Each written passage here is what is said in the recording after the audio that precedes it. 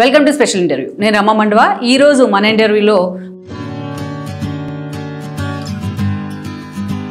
ఎక్కడి నుంచి స్టార్ట్ అయింది చైల్డ్హుడ్? యాక్చువల్లీ మా parents politically active, but cycle ర్యాలీలు,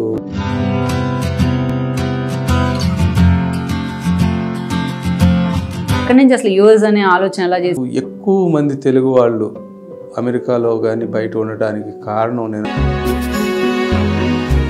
సిబిఎన్తో అసోసియేషన్ కానీ. మరి 2 years టీడీపీని ఎందుకు మీ చాయిస్ అయింది? అనుకోకుండా రాజీవ్ గాంధీ గారు చనిపోవటం డే బిఫోర్ ద ఎలక్షన్ అయిపోయింది.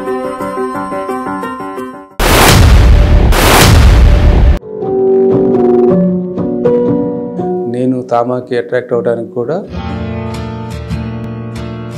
మీకు ఎన్టీఆర్ అంటే ఇష్టమా, చంద్రబాబు నాయుడు అంటే ఇష్టం? NTR is for us is an emotion. ఏ ముహూర్తాన్ని పెట్టారో కానీ పార్టీని, ఆ జెండా పట్టుకోగానే ఎమోషను.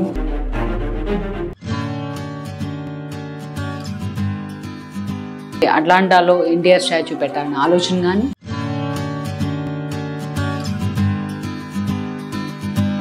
కానీ దానికి లొకేషన్ ఇన్వైట్ చేయాలనేది ఆలోచన. కుటుంబ ప్రభుత్వం అంత హ్యూజ్ మెజారిటీతో గవర్నమెంట్ ఫామ్ చేయడం వెనుక ఎన్ఆర్ఐల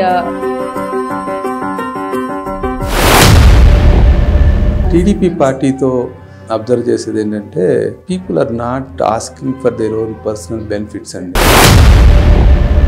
మధు గారు పర్సనల్గా పొలిటికల్ ఇంట్రెస్ట్ ఉందా?